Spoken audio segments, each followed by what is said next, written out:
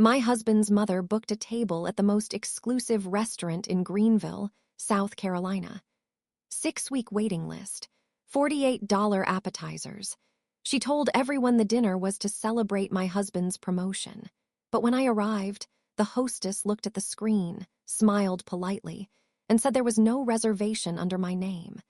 And behind me, in that sweet poison voice I'd learned to recognize over 3.5 years of marriage, I heard Angelina Landry say, "Maybe a cheap bar fits you better, sweetheart." She said it loud enough for nearby tables to hear. She said it with a smile, and she had absolutely no idea she was standing in a restaurant I co-owned. My name is June Selenis. I'm 31 years old. I work as a purchasing coordinator for a regional food distribution company in Greenville. Basically, I negotiate contracts for restaurants. Produce, meat suppliers, olive oil brands, anything that ends up on your table. It's not glamorous, but I'm very good at it. I learned the business before I even learned long division. I grew up in Odessa, Texas, helping my grandmother run Rosie's Diner. She opened it in 1983 and ran it for 41 straight years. Grandma Rosie taught me everything. How to calculate food costs on a napkin. How to spot dishonest suppliers. And one rule I've carried my whole life. Always keep one account that's just yours. Not secret money, just yours. I met Dominic Landry at a backyard cookout 4 years ago. He had the kind of laugh that makes you want to be part of the joke. We got married 7 months later. Fast, I know. But when you grow up watching your grandparents love each other for 50 years, you think you understand what marriage looks like. Turns out marriage looks different when your mother-in-law is Angelina Landry. The first time I met her, she looked me up and down like she was inspecting a used appliance. When I told her my family ran a diner, she tilted her head and said, "Oh, how quaint. Dominic has always had a soft spot for strays." Over the next 3.5 years, Angelina perfected a quiet campaign to remind me I didn't belong. She forgot to include me in family holiday cards. She introduced me once as Dominic's first wife, then laughed and said she was joking. And at Thanksgiving, she told a room full of relatives that I probably married Dominic because the name Landry looks better on a mortgage than Selenis. Everyone laughed. Dominic squeezed my hand under the table and whispered, "That's just how she is." That sentence became the soundtrack of our marriage. 3 weeks ago, Angelina invited me to dinner to celebrate Dominic's promotion. She chose Bellwood, the most exclusive restaurant in Greenville, my restaurant. Here's the part no one knew. 22 months earlier, my friend Nena, an incredible chef I met through my job, came to me with a business plan. She wanted to open an upscale Southern fusion restaurant downtown. She had the talent. I understood the numbers. So I invested $52,000, 8 years of savings, plus the inheritance my grandmother left me. Bellwood opened a year ago. Nena became the public face. Interviews, magazines, Instagram, I stayed invisible, silent partner, because anything Dominic knows, his mother eventually learns. And Angelina has a talent for turning information into weapons. Bellwood made $387,000 in its first year. My share was $193,000, more than Angelina's entire dry cleaning chain makes in a year. But she didn't know that. Instead, she planned the perfect little ambush dinner. She told me the reservation was at 7:30. Everyone else was told 7 o'clock. When I arrived, the table would already be full. And sure enough, it was. 7 seats, 7 guests, Dominic in the middle.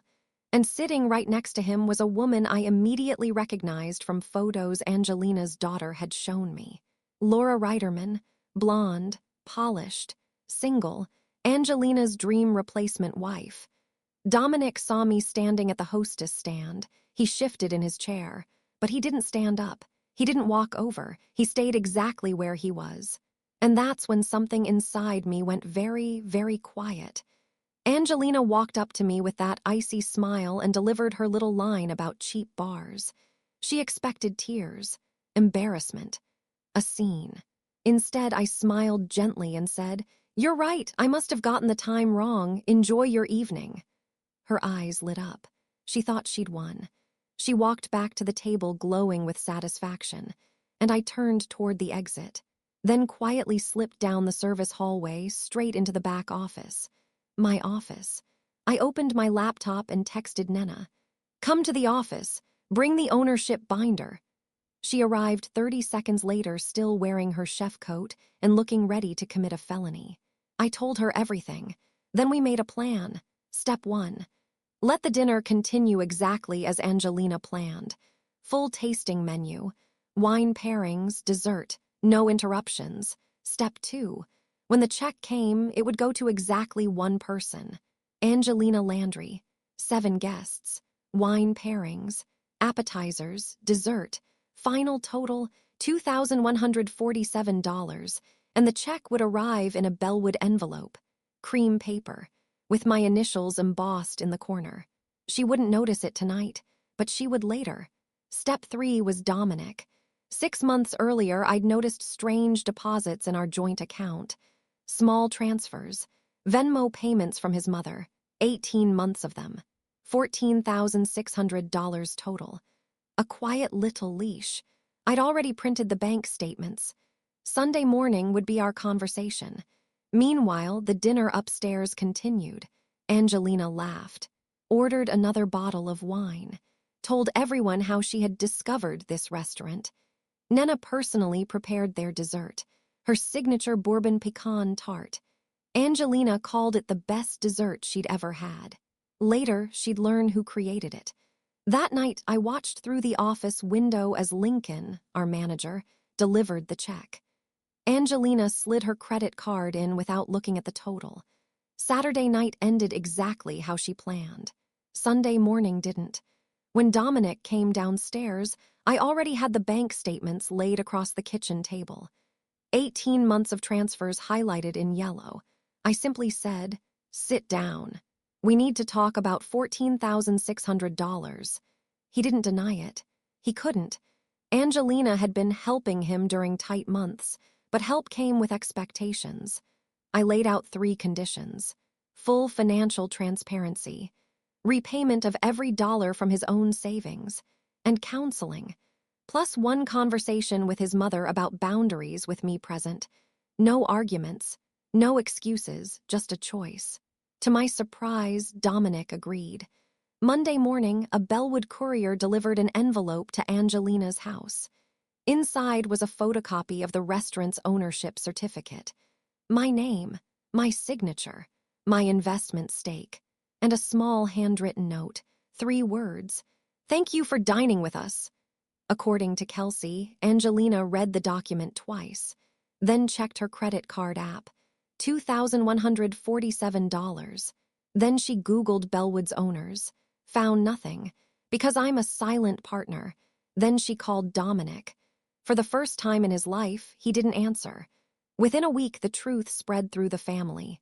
Laura Reiterman learned she'd been used as a pawn and cut contact immediately. Relatives stopped repeating Angelina's version of events. And the woman who spent 3 years calling me a diner girl discovered something interesting. The diner girl owned the restaurant. 3 weeks later, Dominic and I sat in a therapist's office. He admitted something simple. For years, he'd confused his mother's approval with safety, and taking her money made him feel small. But familiar smallness felt easier than standing up to her. The boundary conversation with Angelina happened at our kitchen table. Dominic told her the money would be repaid, and that any future disrespect toward me meant she wouldn't be welcome in our home. Angelina didn't yell. She didn't argue long. She just left. Sometimes the loudest exits are quiet ones. Bellwood is now booked months in advance. My investment has returned more than $200,000. And last week, something interesting happened. A new reservation appeared in our system. Angelina Landry. Party of 1. Saturday night, 7 o'clock. I assigned her the best table in the house, right by the window overlooking the courtyard garden I designed. I didn't leave a note. I didn't call her. I just confirmed the reservation. then closed the laptop and went back to arguing with Nena about whether the new menu should include roasted beet salad. Because that's what owners do. Thank you so much for staying with me until the end. If you love this story, more of my best ones are already on your screen.